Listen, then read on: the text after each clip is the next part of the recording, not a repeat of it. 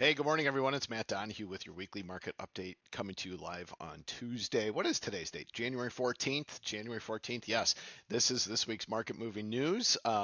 Again, for those of you who don't know me, I'm Matt Donahue. I'm a managing member at Mission Financial Planners, and I'm here to keep you informed and prepared for the week ahead. So let's jump right in and give you a quick recap of some of last week's highlights.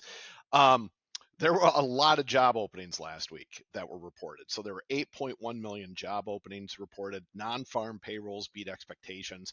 Those rose by almost over 250,000 jobs. That was compared to the 165,000 that were forecast. So these numbers showcase a labor market that continues to surprise us, which adds some strength to the overall economic outlook. This week, we're going to see what that means in terms of pricing, though. Consumer price index, producer price index, those are both going to come out this week. We'll also keep an eye on retail sales, which offer some insight into how people are spending, you know, after the holidays, right? So we'll see. So stay tuned. We'll review those over the next few weeks. But let's talk about that labor market in a little more detail. It's been a little bit of a puzzle lately, and there's two primary surveys. There's what's called the establishment survey and then the household survey, and they show some pretty different pictures. The establishment survey tracks jobs through business payrolls, and that shows 8.2 million jobs have been added since March of 22. The household survey relies on census data, and it shows just 3.5 million jobs added in the same period. So, what's the difference? Well, it boils down to methodology. The establishment survey captures immigration's impact and adjusts for business openings and closures, while the household survey struggles to keep up with immigration records.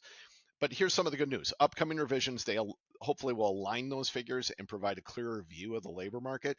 As immigration data stabilizes, expect a modest softening in labor growth, but one that still is going to support a healthy economy. All right. Philosophy quote of the week. Understand at last that you have something in you more powerful and divine than what causes the bodily passions and pulls you like a mere puppet. That is from our friend, the good Roman Emperor Marcus Aurelius. What does this mean? It reminds you to just pause and reflect a little bit. There are lots of pressures on all of us today to do certain things and act certain ways. They come from social media, they come from advertising. Sometimes it's our own fear, right? Our own desires that are competing for our attention. What philosophy is all about is challenging you to focus and focus on the things that really matter: values, your purpose, and your self awareness.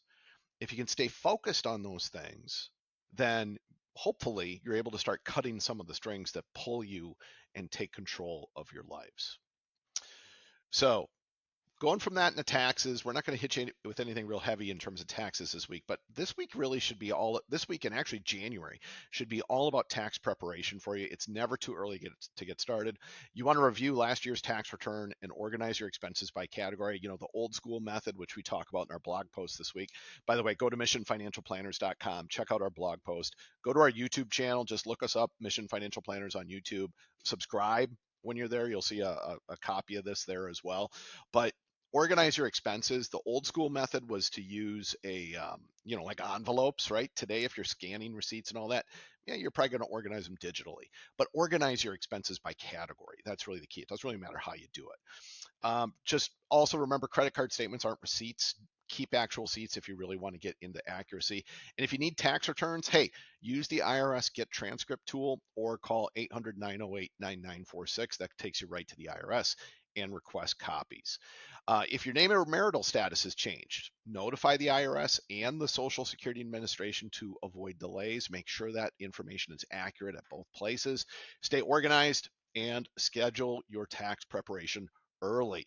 Your future self will thank you for that. That's it for this week's market moving news. Don't forget to check out, I've got it right here. A lot of you are getting this in the mail. All of you are getting this via email. We're also putting it in the blog post this week. We're putting it in LinkedIn. We're putting it everywhere. This is the 2025 Financial Fitness Checkup.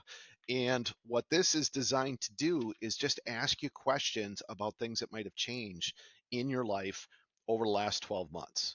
So, it talks about things like your family, your goals, your business. Hey, maybe you don't own a business, right? Your work, maybe you're retired, your health, your money, your estate, your retirement, and then it gets into your future. It's a lot of great stuff, and it's not super heavy, right? It's just a bunch of yes no stuff for the most part.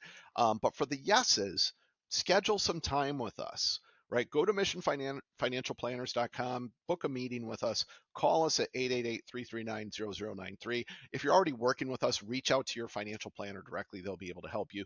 But thanks for watching, everyone. Stay informed. Stay prepared and stay ahead. Thanks again. Bye bye.